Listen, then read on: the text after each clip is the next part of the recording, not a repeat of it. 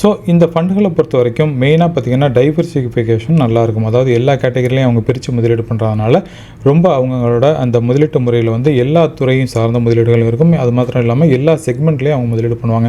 நான் சொன்னது மாதிரி லார்ஜ், மிட், ஸ்மால் அப்படிப்பட்ட செக்மெண்ட்லேயும் அவங்க முதலீடு பண்ணுவாங்க. இதில் எதற்காக நம்ம முதலீடு பண்ணோம் அப்படின்னு கேட்டிங்கன்னா, நமக்கு ஒரு அக்ரெசிவான ரிட்டர்ன் வேணும், அதே நேரத்தில் ஒரு ஸ்டேபிளான ஒரு ரிட்டர்ன் வேணும். அதனால தான் வந்து லார்ஜ் கேப் இவங்க அவங்களோட போர்ட்ஃபோலியோவில் ஆட் பண்ணியிருக்காங்க.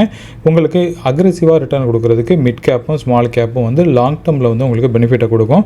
ஸோ ஷார்ட் டேர்மில் இருக்க வாலட்டிலிட்டியை கட்டுப்படுத்துறதுக்காக வந்து என்ன பண்ணியிருக்காங்க, லார்ஜ் கேப் ஸ்டாக்கை இவங்க ஆட் பண்ணியிருக்காங்க. ஸோ அவங்களோட போர்ட்ஃபோலியோ வந்து ஒரு வெல் பேலன்ஸான போர்ட்ஃபோலியோவாக இருக்கும்.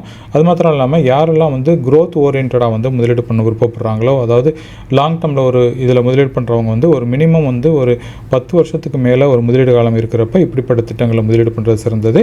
ஸோ இந்த திட்டங்களில் யார் முதலீடு பண்ணலாம் அப்படின்னு கேட்டிங்கன்னா, இப்போ நீங்கள் ஃபஸ்ட் டைம் இன்வெஸ்டராக இருந்தால் இப்படிப்பட்ட திட்டங்களில் முதலீடு பண்ணுறதை தவிர்த்துக்கங்க அப்படின்னு சொல்லுவேன். ஏன்டா இதில் மிட் கேப்பும் ஸ்மால் கேப்பும் கொஞ்சம் பெரிய அளவில் இருக்கிறதுனால இதில் வாலட்டிலிட்டி ஸ்லைட்லி அதிகமாக இருக்கும். அதனால் நீங்கள் தவிர்த்துங்க. அதுக்கு பதிலாக நீங்கள் என்ன பண்ணலாம், ஒரு ஃப்ளெக்ஸி கேப் ஃபண்டை தேர்ந்தெடுத்து நீங்கள் முதலீடு பண்ணலாம்.